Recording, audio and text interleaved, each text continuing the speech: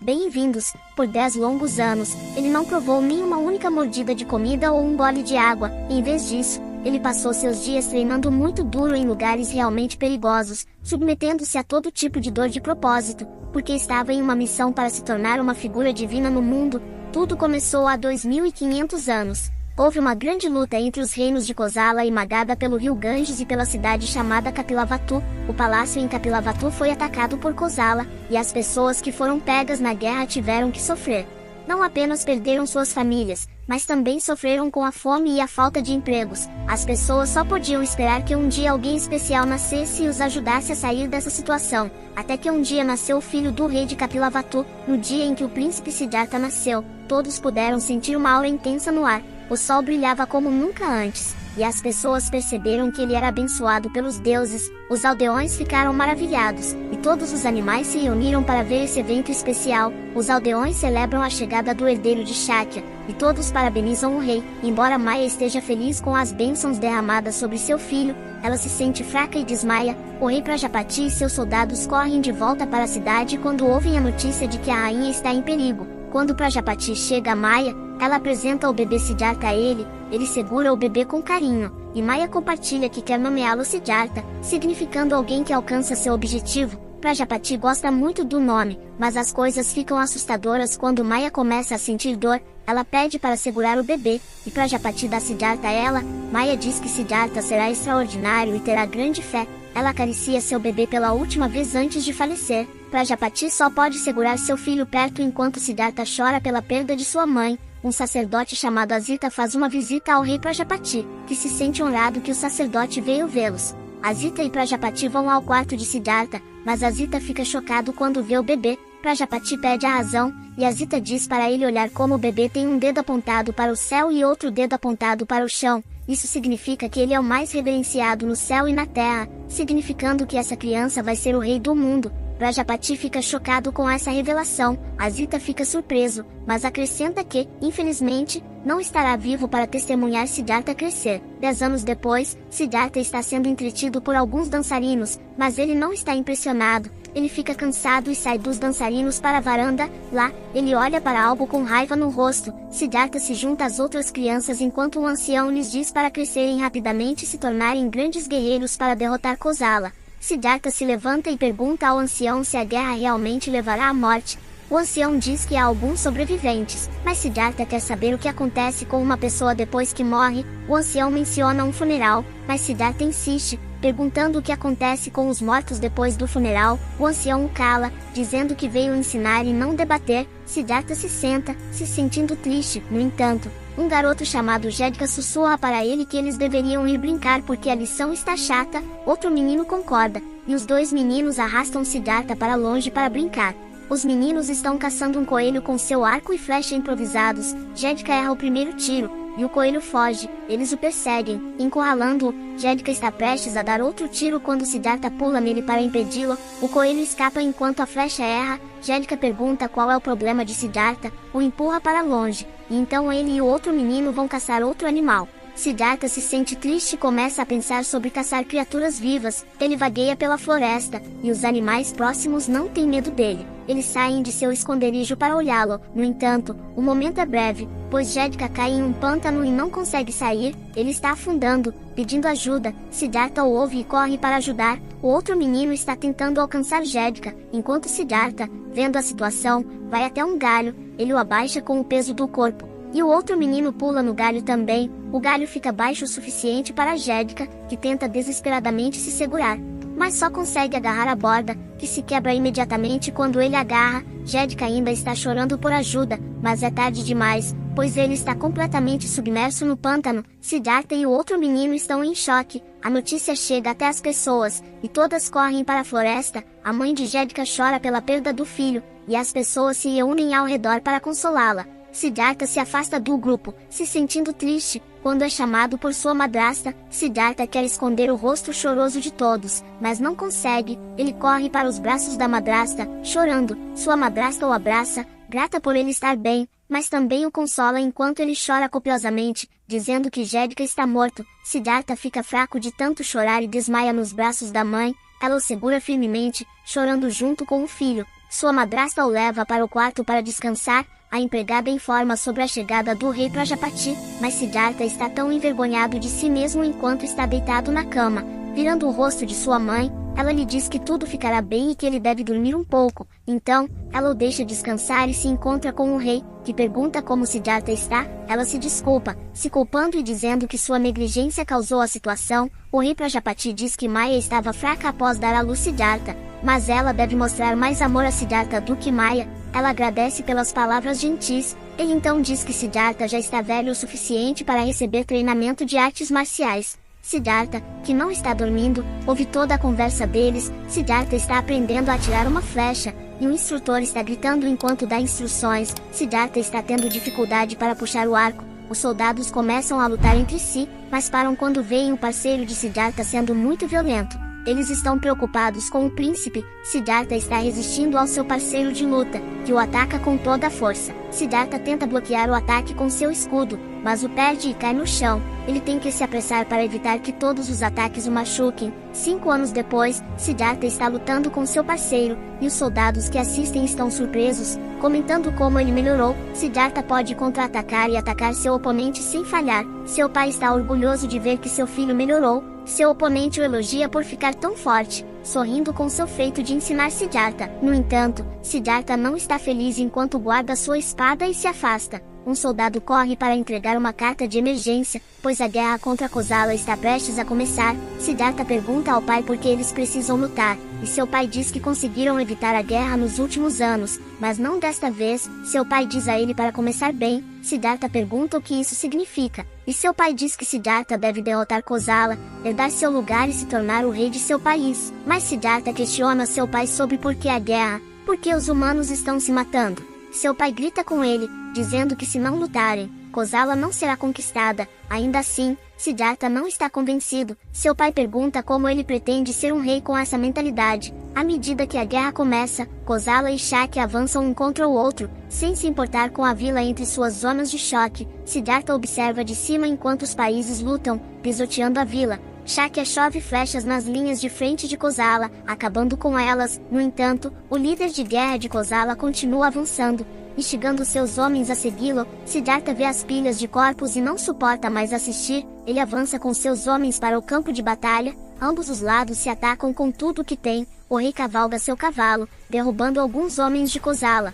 Mas o líder de Kosala e seus soldados ainda têm vantagem, facilmente eliminando os soldados de Shakya. Siddhartha entra no campo de batalha, gritando para que parem, mas seus gritos caem em ouvidos surdos. Siddhartha é cercado pelos soldados de Kosala, que o identificam como príncipe e líder, buscando matá-lo para ganhar um título para si mesmos. Os soldados de Shakya tentam proteger Siddhartha, mas são facilmente eliminados. O líder de Kosala, Shapra, tenta atacar Siddhartha, mas de repente, o tempo parece passar devagar. Quanto mais perto ele chega de Siddhartha, mais iluminado ele fica. Siddhartha não puxa sua espada durante esse momento, apenas encara Shapra. Shapra começa a cuspir sangue, e seu cavalo fica inquieto. Ele acaba caindo, ainda cuspindo sangue. Siddhartha e Shapra continuam se encarando, e Shapra percebe que as coisas são diferentes, porque parece que Siddhartha está olhando profundamente em sua alma e o julgando. Shapra bate no chão com força, e seus homens se aproximam para checá-lo, mas ele falece imediatamente. Os soldados de Kosala recebem ordens para recuar imediatamente.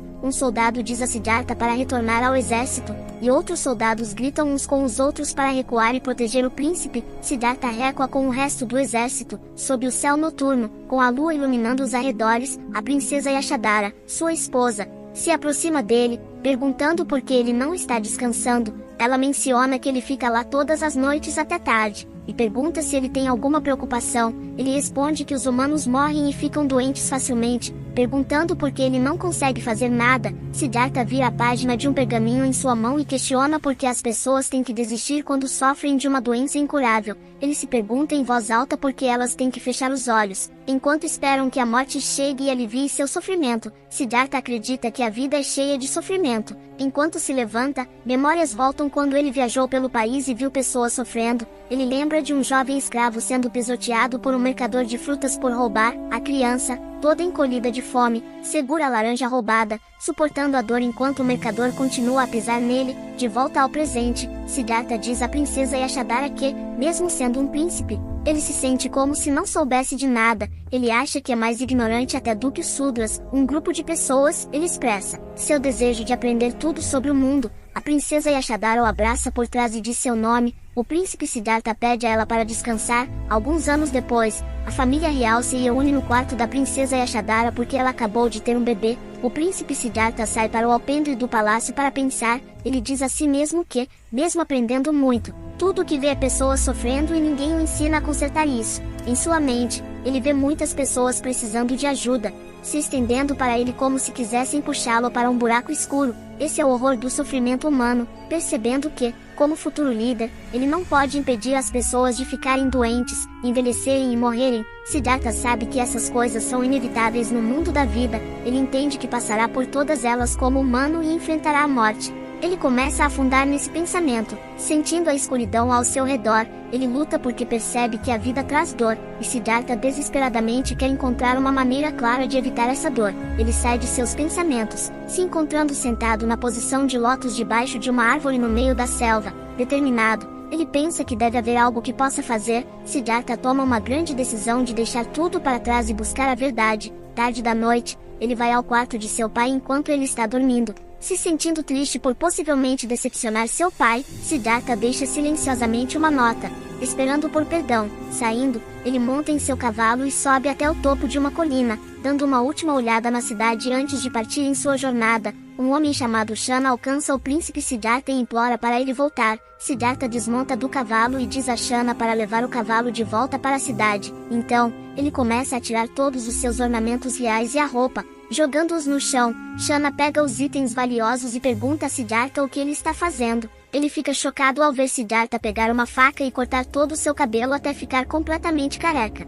Siddhartha entrega o cabelo a Shana e o instrui a entregá-lo à princesa Yashodhara. Siddhartha diz a Shana para dizer à princesa que ele voltará depois de encontrar o caminho para o sucesso. Shana, chorando por Siddhartha, observa enquanto ele se afasta apenas com uma roupa em volta da cintura. Siddhartha diz a Shana para voltar com o cavalo e os outros objetos de valor, enfatizando sua determinação em buscar um caminho diferente. Siddhartha parte em sua jornada para encontrar seu próprio caminho. Sua mãe Maya tem observado ele, acreditando na profecia de que ele se tornará uma pessoa grande e apagará o sofrimento de todos os seres vivos. Ela deseja-lhe sorte enquanto ele se torna um monge asceta e viaja pelo mundo. A jornada de Siddhartha é difícil. Ele depende da bondade de estranhos para comida, dorme onde pode encontrar abrigo e caminha a pé por tempo severo. Um dia, ele chega a uma vila onde as pessoas estão sofrendo de fome severa, quase sem vida no chão. Siddhartha usa sua roupa para cobrir uma mãe e uma criança tremendo de frio, surpreendendo aqueles que testemunham esse gesto compassivo.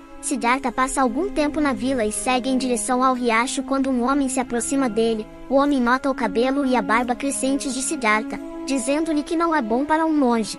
Ele oferece uma navalha para ajudar a cortar o cabelo e a barba de Siddhartha, convidando-o para sua casa para se arrumar. Siddhartha concorda. Na casa do homem, ele dá a Siddhartha uma roupa para vestir, elogiando como ele fica bem nela. Outro monge na casa pede uma xícara de água, e o homem infelizmente vai buscá-la, animado por ter dois monges em sua casa.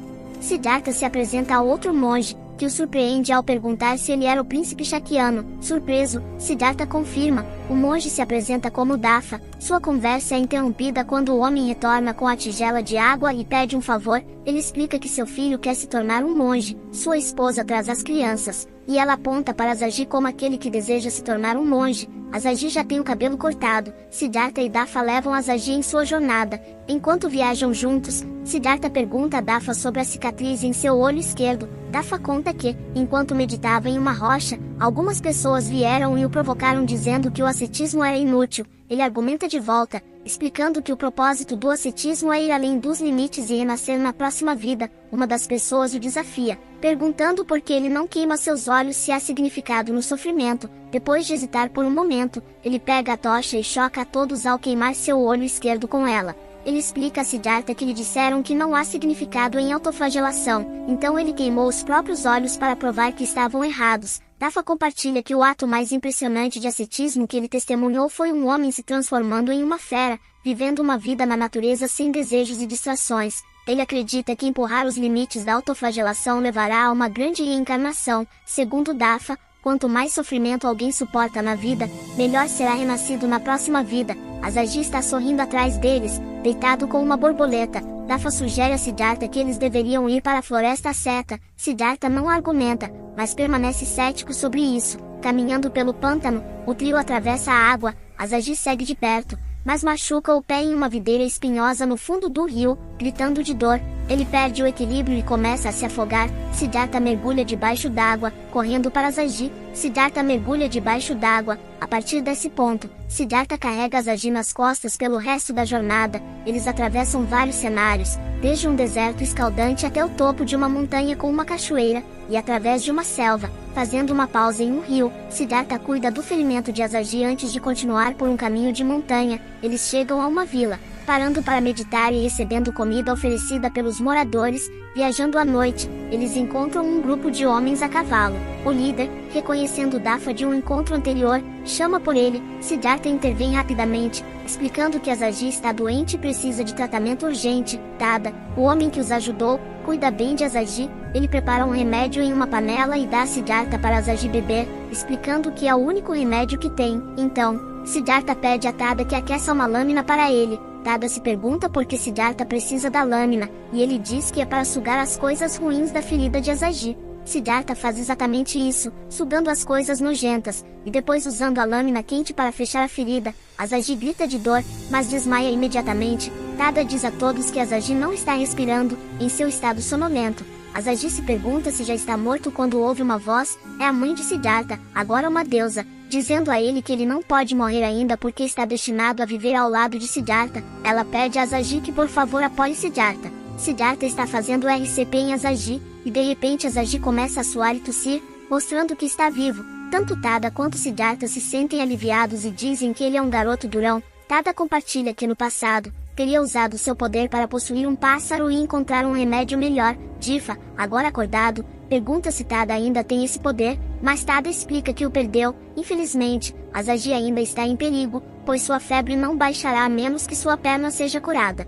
Difa compartilha com Tada que ouviu de Naradatta sobre uma criança misteriosa chamada Tada, que tinha a capacidade única de possuir coisas. Acontece que, quando Tada era criança, ele conseguia trocar de corpo com animais. Por muitos anos, ele permaneceu criança, e seu corpo não envelheceu. No entanto, uma vez que perdeu seus poderes, ele de repente se tornou adulto. Difa menciona ter ouvido dizer que Tada não envelhece, mas Tada o corrige, dizendo que agora é adulto. Nesse momento, uma senhora cega entra na sala e pergunta se Tada voltou. Tada informa ela que está em casa com 2 monges e uma criança. Quando Siddhartha fala, Megaila reconhece sua voz e deixa cair os troncos em suas mãos ao ouvi-lo. Eles já se conheciam. Quando Siddhartha era príncipe, ele se apaixonou por Megaila depois que ela o salvou de bandidos que o estavam incomodando. Eles passaram tempo juntos, e ela o levou ao redor da vila em um barco. Uma vez, eles caíram no rio e começaram a brincar nele. Quando seu pai descobriu o relacionamento deles, ele ordenou que Megaila fosse executada.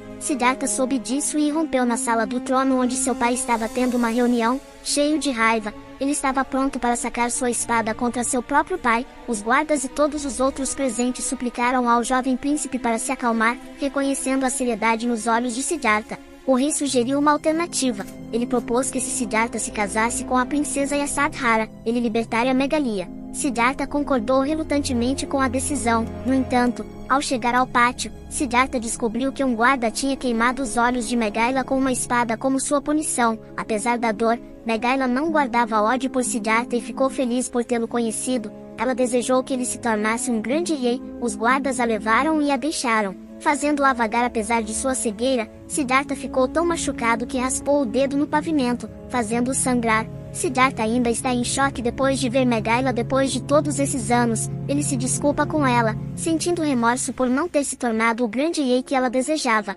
Machucada, ela sai correndo da sala. Tada, que ouviu falar do nome de Siddhartha, pergunta se ele é realmente o príncipe e menciona que tem procurado por Siddhartha. Pada informa Siddhartha que sua aldeia foi atacada por soldados de Kosala, resultando no assassinato de sua família, amigos e na destruição de sua aldeia. Pada expressa sua forte antipatia pelos soldados de Kosala e revela que tem lutado contra eles. No entanto, devido à sua posição social, havia limites para o que ele poderia alcançar. Pada enfatiza que acabar com uma guerra entre países é uma tarefa que apenas um rei pode realizar. Ele implora sinceramente a Siddhartha para se tornar um rei e destruir Kosala, pois ele busca vingança pelo sofrimento e perdas que ele e seu povo suportaram. Lá fora, Megaila ofega pesadamente, tentando recuperar o fôlego enquanto ouve a conversa deles.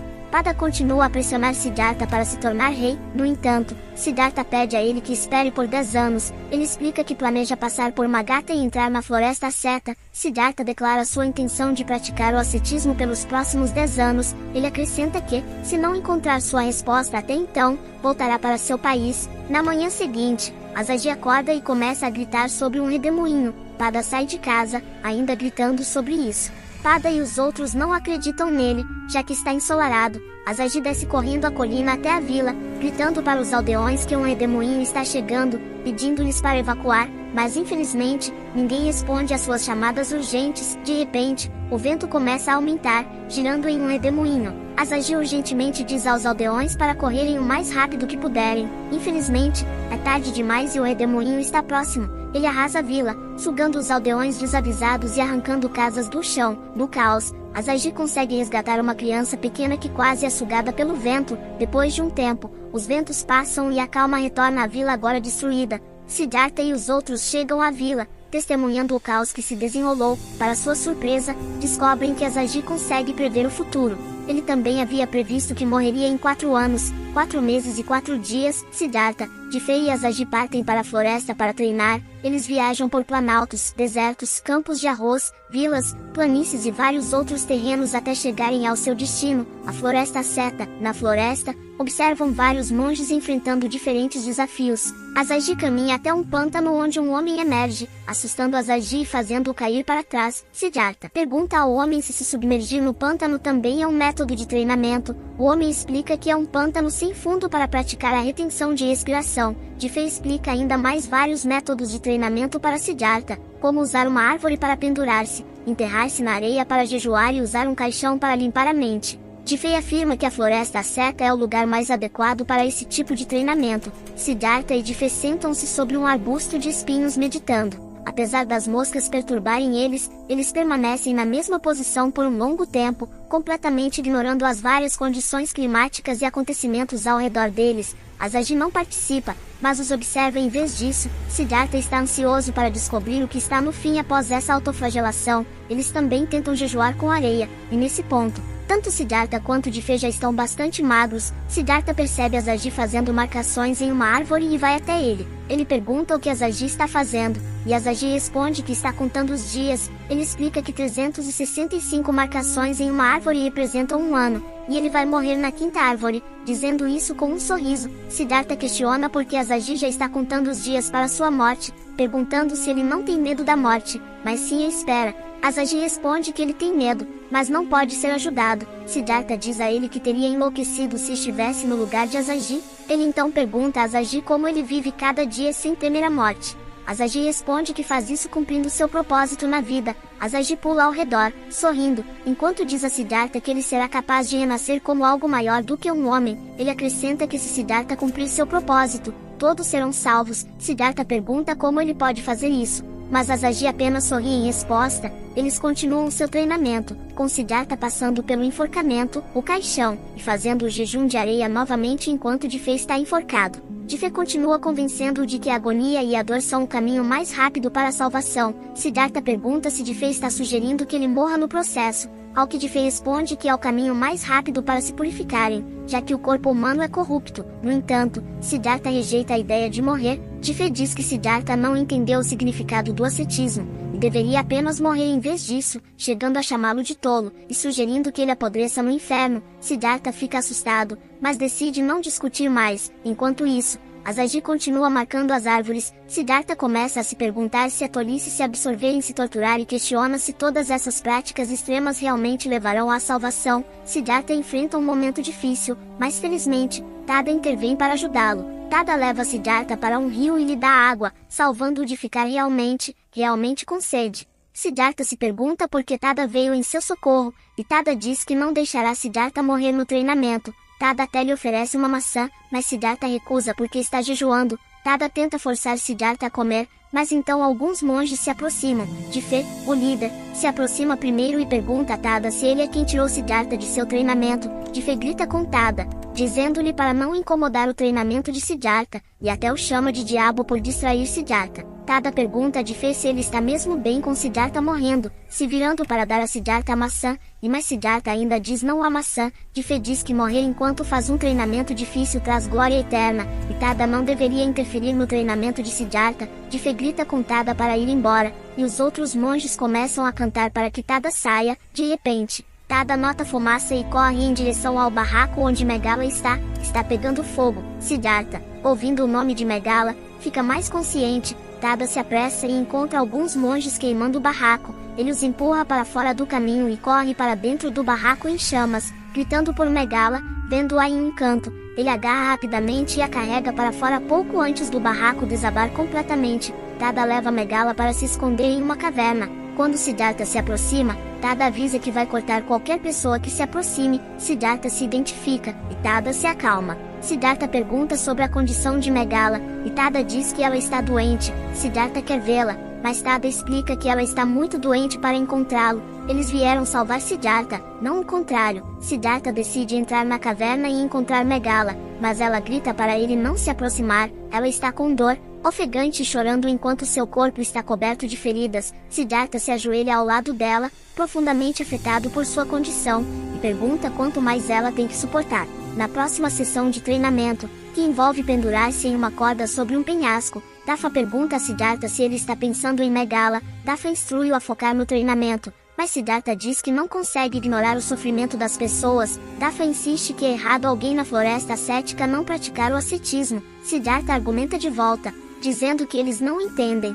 e ninguém na floresta está experimentando tanto sofrimento quanto Megala. Tada cuida de Megalia, trazendo comida para ela, mas ela não quer comer. Ela diz a ele para ir para onde quiser, porque não há mais esperança para ela. Tada diz que ela não deveria falar assim, mas ela insiste que se ela morrer, ele estará livre. Ele coloca a comida de lado, a abraça e promete salvá-la. Siddhartha observa isso acontecendo de fora da caverna. Asaji abre o caixão onde Siddhartha está e Siddhartha pergunta se não há esperança de salvar Megalia. Asaji garante a ele que a resgatará. Siddhartha se pergunta como Asaji planeja salvá-la, e Asaji diz que fará do mesmo jeito que salvou Siddhartha. Siddhartha começa a sugar o pus do corpo de Megala. Tada tenta impedi-lo, mas Siddhartha insiste que é a única maneira de salvá-la. Tada se oferece para fazer isso no lugar dele, preocupado que Siddhartha possa pegar a doença dela. Siddhartha diz a Tada que, se ele ficar cansado, eles podem trocar e devem trabalhar juntos. Megala se sente envergonhada, chorando e se chamando de suja, mas Siddhartha a tranquiliza, dizendo que ela não é suja, e ele garantirá remover todo o veneno ou pus. No dia seguinte, Siddhartha interrompe sua meditação para verificar Megala. Sheba o nota saindo e fica zangado, perguntando quanto tempo Siddhartha continuará tentando salvá-la. Quando Siddhartha chega, ele vê que ela quase se recuperou completamente de sua doença. Megala e Tada mil agradecidos, perguntando a Siddhartha como eles poderiam algum dia retribuí-lo. Jifé e alguns monges vêm até a caverna, acusando-o de negligenciar seu treinamento de monge para ficar com eles. Jifé diz a Siddhartha para sair, e os outros monges o apoiam. Tada interrompe, dizendo a Siddhartha que ele sairá com Megala, e Siddhartha deve continuar seu treinamento. Ele pede a Siddhartha para esquecer a promessa de voltar para seu país e se tornar um rei porque ele deixou de lado sua raiva quando estavam tratando Megala, e agora ele entende como as ações de Siddhartha são importantes. Megala acrescenta que ela se amaldiçoou, sentindo raiva por se apaixonar por ele e ter o coração partido e ter ficado cega. Agora que se encontraram novamente, ela se sente viva e agradece a Siddhartha por não apenas salvar seu corpo, mas também seu coração. Enquanto Tada sai, ele diz a Siddhartha que uma vez que ele se torne um grande monge, ele deveria fazê-lo seu primeiro discípulo. Naquela noite, Asaji está marcando a árvore e diz a Siddhartha que na noite da próxima lua cheia, ele morreria. Siddhartha pergunta a Asaji como ele morreria quando parece tão saudável. Asaji diz a ele que morrerá sendo devorado por feras famintas. Siddhartha questiona Asaji sobre se a previsão de sua morte é precisa e se ele realmente enfrentará um fim tão trágico. Asaji confirma, ainda sorrindo. Siddhartha promete a Asaji que, aconteça o que acontecer, ele sempre será seu melhor amigo e o protegerá. Asaji cai de um penhasco ao tentar alcançar alguns ovos em um ninho. Siddhartha está meditando quando ouve os gritos de Asaji e rapidamente corre para ajudá-lo. Siddhartha chega ao pé da montanha e encontra Asaji em segurança. Enquanto pesca, Asaji cai no rio, Siddhartha interrompe sua meditação mais uma vez para correr rapidamente para sua idade. Felizmente, ele encontra Asaji em segurança, sorrindo e acenando para ele. Na noite da lua cheia, Siddhartha para de meditar e decide que não deixará Asaji morrer, o que planeja fazer, pois já amarrou Asaji a um galho de árvore. De repente, um coelho sobe na árvore onde Asaji está e começa a roer a corda. A corda se parte e Siddhartha acorda de seu sono. Asaji se foi e Siddhartha olha rapidamente ao redor para encontrá-lo. Enquanto isso, Asaji segue voluntariamente o coelho para a floresta. Ele passa por um arbusto e cai acidentalmente em um buraco cheio de lobos. Asaji vê filhotes de lobos choramingando porque estão com fome. Asaji vai e conforta os filhotes de lobo, dizendo-lhes que logo terão comida. Ele deita no chão enquanto 2 lobos adultos se aproximam. Siddhartha chega ao buraco, chocado e em lágrimas, vendo os lobos rasgando o corpo de Asaji em pedaços. Siddhartha grita horrorizado e foge da terrível visão. Ele corre até tropeçar e cair de rosto no chão gramado, lamentando por Asaji. À medida que os dias passam, Siddhartha se submete a práticas ascéticas extremamente dolorosas. Ele se força através de um arbusto estrangeiro espinhoso, as agulhas perfurando sua carne. Ele caminha sobre fogo escaldante, queimando todo o seu corpo. Ele até se amarra a um tronco de árvore, permitindo que corvos famintos bicem seu corpo. Os outros monges vêm e espantam os pássaros, implorando-lhe para parar e compreendem sua automortificação. Eles então reconhecem que ele é um excelente monge, mas ele diz a eles que não sofreu o suficiente. Eles estão preocupados, pois Siddhartha tem feito essas práticas de treinamento desde que Asaji morreu, a ponto de, nos últimos 10 dias, ele nem sequer ter bebido água. Ele passa por Defai, que finalmente reconhece que Siddhartha alcançou o maior estado de ascetismo. Ele se senta sobre uma cama de espinhos para meditar em um penhasco frio, enquanto a chuva cai e o trovão estala. Ele repete para si mesmo que se tornará uma rocha, e na tempestade ele se tornará água, mas os ventos fortes provam ser muito poderosos. Eles o empurram para fora do topo do penhasco e ele mergulha no riacho abaixo. Seu corpo flutua rio abaixo e ele assume que se tornou um com a natureza. Ele sobrevive enquanto está deitado na parte rasa do riacho, mas não consegue se mover. Ele fica deitado lá com os olhos abertos, fechando-os ocasionalmente. Ele se pergunta se essa é a morte no final da automortificação sobre a qual Defai falou. Enquanto ele fecha os olhos, alcança um estado de transe. Então ouve a voz de sua mãe chamando por ele, dizendo-lhe para não morrer. Ela então aparece diante dele, dizendo que Asaji nasceu para ser devorado por lobos para lhe transmitir que toda a vida está conectada. Siddhartha pergunta se a morte de Asaji era para lhe ensinar as leis da natureza, o que sua mãe afirma, fazendo-o chorar diante da tragédia do destino de Asaji. Antes de desaparecer, ela o instiga a permanecer vivo. Mas Siddhartha não sabia que era sua mãe porque perguntou quem ela era. Assim que ela desapareceu, ele acorda com o cheiro de mingau fumegante e o engole de uma só vez, sem se importar com o quão quente está. Lágrimas rolam de seus olhos quando uma imagem de um sorridente Asaji aparece diante dele. Quando ele volta à realidade, encontra-se frente a frente com uma mulher que agradece por ele estar bem. Ela pergunta se ele gostaria de uma segunda porção de mingau. Ele olha ao redor por um tempo procurando pelos monges, mas sorri e chora novamente. Ele diz a ela que seu mingau de arroz salvou sua vida, então ele agradece a ela. Enquanto se afasta, alguns animais se aproximam dele. Ele se refresca em um riacho e, se sentindo iluminado, atrai os animais para mais perto, dizendo que tem uma história para eles enquanto arruma o cabelo em um coque. Os animais o seguem e ele conta uma história. Ele explica aos animais que viver é apoiar outra vida e que comer para sobreviver é a lei da natureza. Ele aponta que se os lobos que comeram Asaji estivessem cheios, então sua morte não foi em vão. Ele diz que apenas os humanos continuam a lutar e a matar em vão, porque disso nasce um grande sofrimento. Ele está indo embora quando encontra Def em pé debaixo de uma árvore. Def pergunta a ele se está fugindo, mas ele responde que não irá mais para a floresta cética. Def diz que continuará sua automortificação até morrer e o superar, mostrando-lhe a correção no ascetismo. Siddhartha diz a ele que as buscas radicais são sem sentido e prossegue contando-lhe um provérbio. Ele diz a Def que não buscará ascetismo extremo nem prazer e, em vez disso, viverá uma vida moderada, seguindo um caminho calmo e amplo. Def diz a ele que vê que Siddhartha encontrou seu próprio caminho, mas ele continuará a seguir o caminho em que acredita. Siddhartha caminha um pouco para longe da floresta e é cercado por um grupo de cavaleiros com lanças. Seu general, Príncipe Vedaka, o chama como Príncipe Siddhartha de Shakya, mas ele lhe diz que não é mais um príncipe. O príncipe desce do cavalo e aponta sua espada para Siddhartha. Ele diz a ele que sua família o fez sofrer e ele se certificará de que ele pereça. Ele pergunta a Siddhartha se ele se sente triste e pergunta ainda se ele o odeia. Ele diz a Siddhartha para pegar a espada de sua mão e enfrentá-lo. Siddhartha calmamente diz a ele que ele deve ser uma alma pobre e se ele vai matá-lo, ele deveria simplesmente fazê-lo, mas o tem pena. O príncipe Verdaka está confuso. Ele pergunta a Siddhartha do que ele está falando e mesmo depois de ameaçar matar seu povo e família, Siddhartha não se importa. Siddhartha pergunta se ele desfruta de sua vingança e se ela lhe trouxe alegria alguma vez ou se o faz sofrer à noite. Isso o enfurece, pois ele está prestes a golpear Siddhartha com sua espada, mas de repente um raio atinge a espada fazendo-a cair de sua mão. Siddhartha pega a espada e avança em direção ao príncipe Verdaka. Ele ordena que seus homens matem Siddhartha. Eles o cercam, mas instantaneamente recuam devido a uma força desconhecida que os impede. Siddhartha devolve a espada para ele dizendo que ele continuará a sentir arrependimento até o dia em que morrer, sofrendo uma eternidade, e isso é mais cruel do que tortura, ferimentos ou doenças. Por essa razão, ele tem pena dele. Ele entrega a espada ao jovem general que recua e diz a seus homens para se retirarem.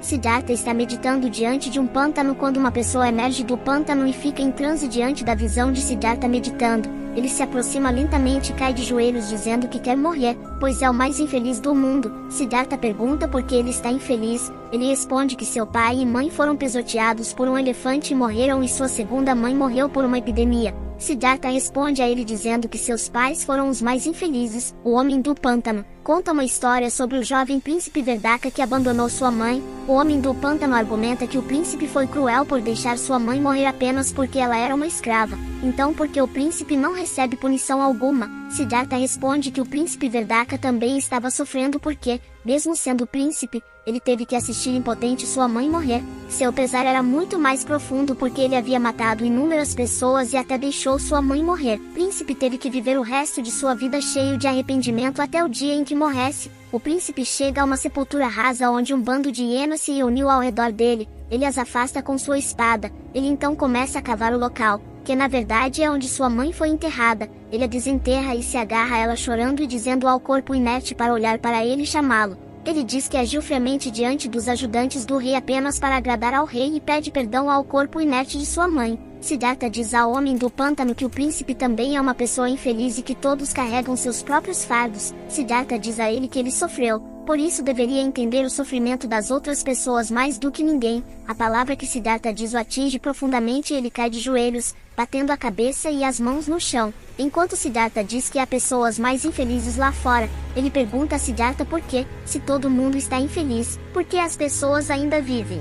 Siddhartha coloca a mão em seu ombro, seu corpo começa a brilhar e lentamente se espalha pela área circundante. Siddhartha diz a ele que sua mãe morreu poucos dias após dar à luz a ele e que ela agora o vigia. Ele diz a ele que, devido ao fato de sua mãe tê-lo dado à luz, ele pôde conhecê-lo, e assim como a natureza tem seu propósito, cada pessoa tem seu próprio propósito na vida, pois todos nós estamos conectados a todas as coisas na natureza e formamos um vínculo com elas. A luz se espalha por toda a floresta e se expande ainda mais. Siddhartha diz ao homem do pântano que ele tem um papel a desempenhar na vida apenas por existir e que existem pessoas que foram salvas apenas por conhecê-lo, como seus pais que ficaram felizes por ele ter nascido, o que fez o homem do pântano iluminar-se em realização. Siddhartha acrescenta que até mesmo a mãe do príncipe Verdaka deve ter ficado muito feliz por ser tratada com bondade por ele. Ele diz a ele que o príncipe também deve ter encontrado conforto em sua gentileza para com sua mãe, fazendo com que ela não se sentisse sozinha. Ele pergunta a Siddhartha se está tudo bem para ele viver e se ele realmente tem um papel na vida a desempenhar, já que matou e feriu muitas pessoas. Siddhartha responde que sim. Ele pede o nome de Siddhartha, que ele lhe dá. Ele diz a ele que é uma boa pessoa e que deseja se tornar seu discípulo. Ele diz a ele que não pode no momento, pois ainda está no meio do treinamento e também está de luto. O homem do pântano diz a Siddhartha que quando ele terminar seu treinamento e se tornar uma pessoa grandiosa, ele virá imediatamente. Siddhartha diz a ele que não sabe quanto tempo vai levar. O homem do pântano responde que esperará o máximo possível e esperará em algum lugar distante. Ele agradece a Siddhartha por ensinar-lhe o significado da vida e retorna para a água. Siddhartha para de brilhar e se pergunta quando ensinou ao homem do pântano e quando disse tudo o que disse e por que disse todas essas coisas.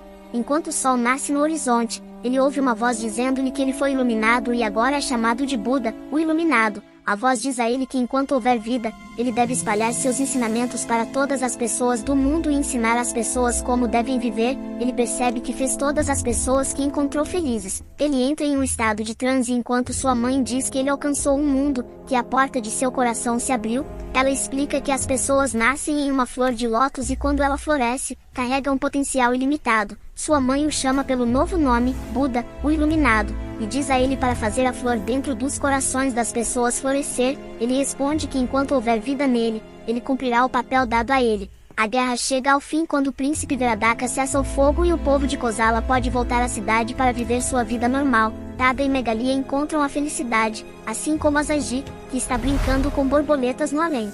Tifei e os monges ainda estão seguindo seu caminho, enquanto Siddhartha, o Buda iluminado, continua sua jornada. Continue nos assistindo, veja mais um bom anime e recap a seguir.